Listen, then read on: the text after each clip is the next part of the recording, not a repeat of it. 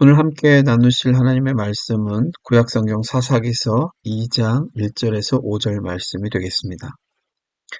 여호와의 사자가 길갈에서부터 복임으로 올라와 말하되 내가 너희를 애굽에서 올라오게 하여 내가 너희의 조상들에게 맹세한 땅으로 들어가게 하였으며 또 내가 이르기를 내가 너희와 함께 한 언약을 영원히 어기지 아니하리니 너희는 이 땅의 주민과 언약을 맺지 말며 그들의 제단들을 헐라 하였거늘 너희가 내 목소리를 듣지 아니하였으니 어찌하여 그리하였느냐.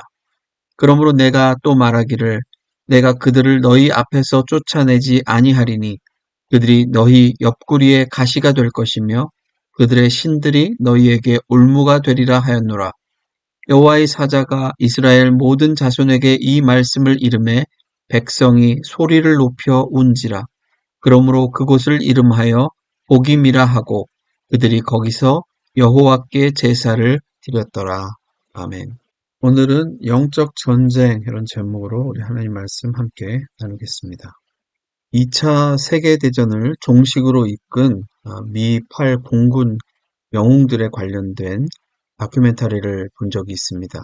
거기에 보면 유럽, 영국의 본부를 둔 연합공군의 중요한 미션 중에 하나가 독일의 전쟁 무기 생산에 아주 중요한 역할을 하는 공장들을 전략 폭격기를 보내어서 파괴하는 일이었습니다. 당시에 아이라 에이커 중장의 지휘하에 전략 폭격기와 엄호하는 전투기들을 몰고 독일 진영 깊숙이 조종하던 많은 조종사들이 독일 공군의 공습으로 인해서 많이 죽게 되고 거의 사형선고와 같은 비행에 대해서 모두들 겁을 내고 있었습니다. 그때 연합군 사령부는 새로운 사령관으로 지미 둘리틀 장군을 임명하게 됩니다. 이 장군은 그야말로 무자비했습니다. 당시 폭격기 승무원들은 25번의 임무에서 그 임무를 성공적으로 마치고 생존하면 고국으로 송환시켜주는 제도가 있었는데 이 장군은 그것을 바로 30회로 늘려서 숙련된 그 승무원들을 더 전투에 오래 참여하도록 만들었습니다. 그리고 공군의 임무도 바로 수정하였습니다. 당시에 현판이 걸려 있었는데 제8공군 전투기의 첫 번째 임무는 폭격기를 무사 귀환시키는 것이다 라고 쓰여 있었다고 합니다. 그런데 그것을 떼버리고 다시 이렇게 달았다고 합니다. 제8군 전투기의 첫 번째 임무는 독일 공군을 진멸시키는 것이다. 그리고는 조종사들에게 무제한 자유를 주고 닥치는 대로 독일 비행기들을 찾아서 파괴하고 다시는 하늘에서 독일 비행기가 보이지 않게 하라고 명령했습니다.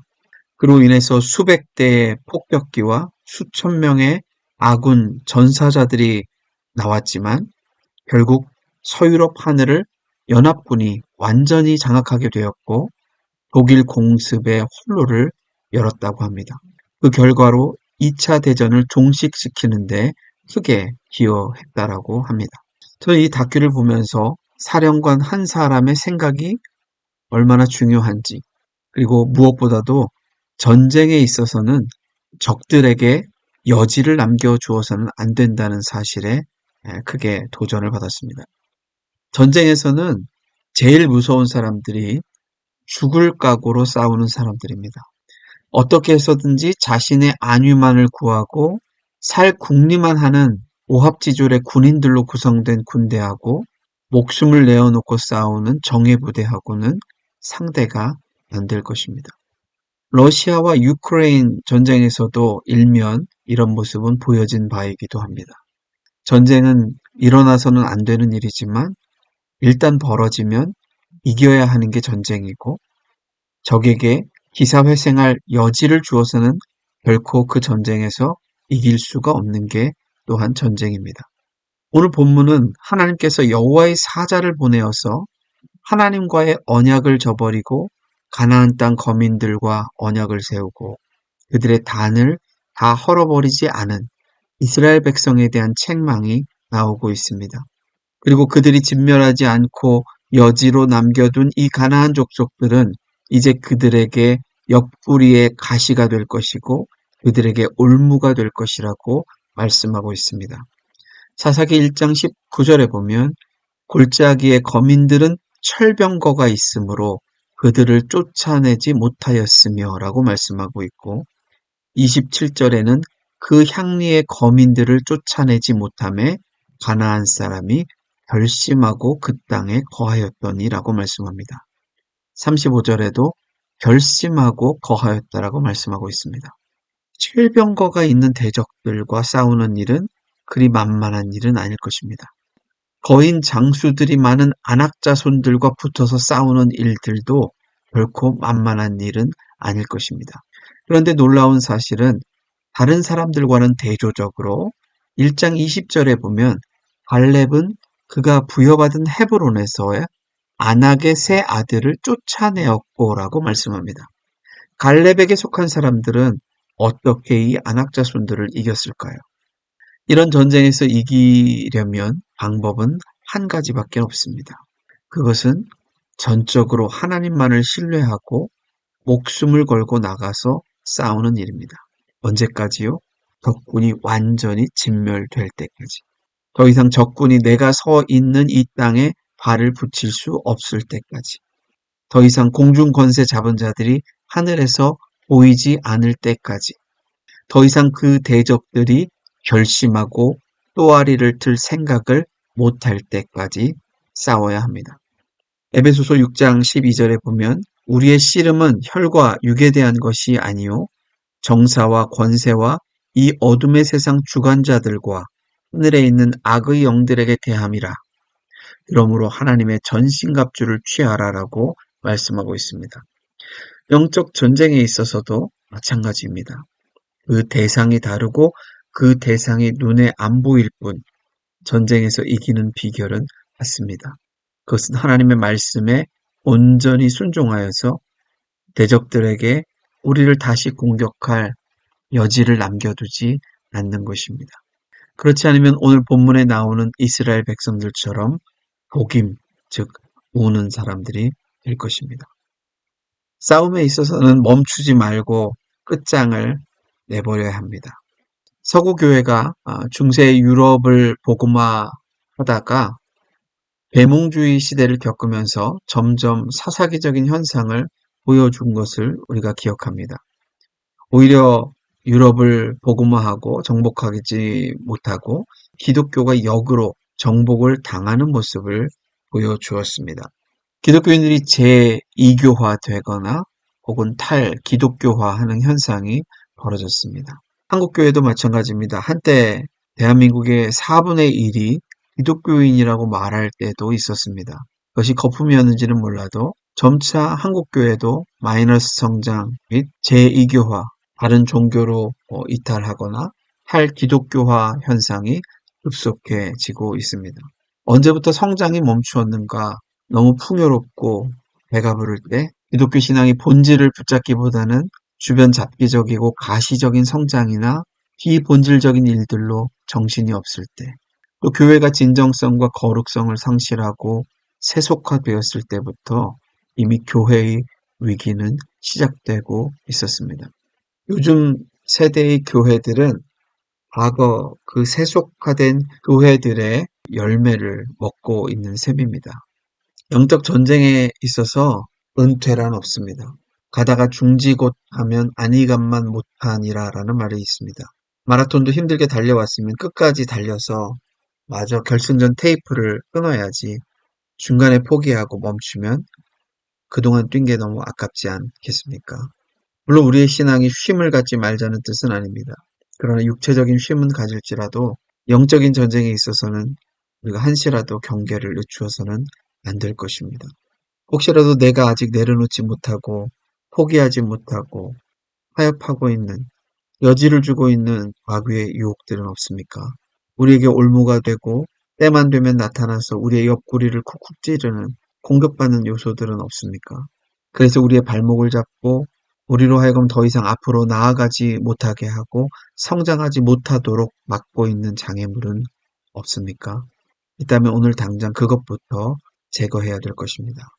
매일매일 적과의 동침을 하지 마시고 그 대적이 내 인생에 들어와서 다시는 발을 못 붙이게 결단을 하고 대적하고 맞서 싸워야 될 줄로 믿습니다.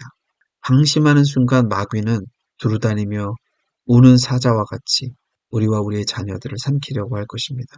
여러분, 이종 격투기를 혹시 보신 적 있으신지 모르겠습니다. 너무 폭력적이라서 저는 자주 보지는 않는데요. 언젠가 한번 유튜브에서 보니까요. 상대가 쓰러져서 정신을 못 차리고 있는데도 달려가서 그 사람을 완전히 제압하려고 하더라고요. 심판이 말리고 난리도 아니죠. 아니, 인정머리 없게 좀 봐주지 뭘 저렇게까지 하나 싶은데요. 싸움에 있어서는 쓰러진 상대가 다시 일어나서 나를 공격할 기회를 주지 않는 것도 중요한 것입니다.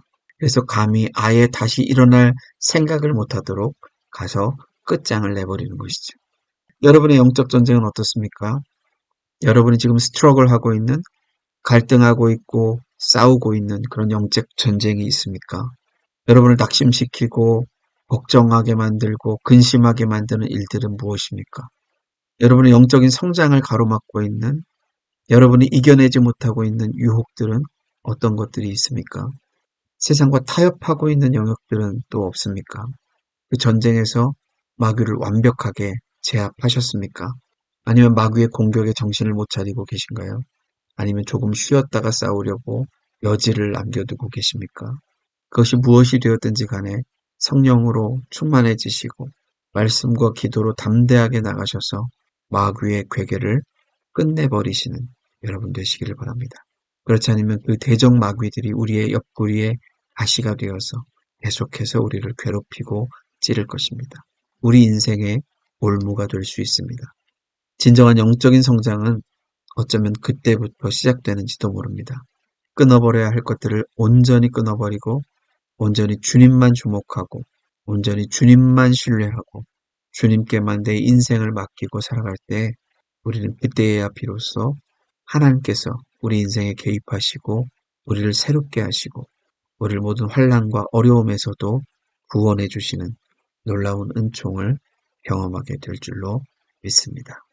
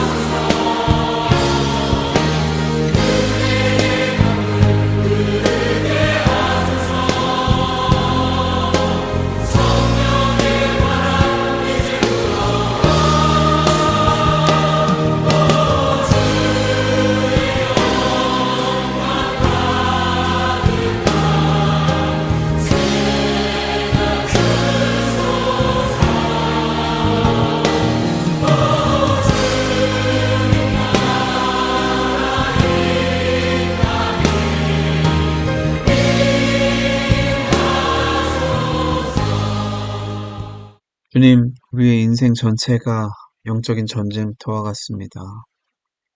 악한 마귀는 두루다니며 삼킬 자를 찾듯이 우리를 노리고 있고, 우리는 때로는 무지해서, 때로는 너무나 쉽게 미혹되어서, 때로는 너무나 의지가 약하여서 쉽게 마귀의 꾀임에 넘어가기도 하고, 마귀와 동침하듯이 살아가기도 하는 저희들의 모습을 봅니다. 오늘 하나님의 사자를 보내어서 이스라엘을 향해서 책망하시는 주님의 음성에 저희 자신들을 돌아보게 하여 주시고, 혹 우리도 하나님의 뜻에 온전히 순종하지 못해서 마귀에게 우리의 마음을 열어준 채로 마귀가 아예 결심하고 우리 삶에 영향을 미치도록 하면서 살고 있지는 않는지 우리 자신을 돌아보게 하여 주옵소서. 우리 삶 속에 우리가 마땅히 끊어버리고 버려야 할 생각들, 가치들, 습관들이 있다면 이 시간에 결단하고 과감하게 버리게 하여 주시고 전적으로 주님만을 신뢰하는 가운데 주님의 도우심과 능력을 힘입는 복된 인생들 되도록 저희들을 인도하여 주옵소서. 거룩함을 유지하는 가운데 세상이 줄 수 없는, 세상이 알 수도 없는 참된 기쁨과 평안을 누리며 사는 복된 인생들 되도록 인도하여 주옵소서. 예수님의 이름으로 기도드립니다. 아멘.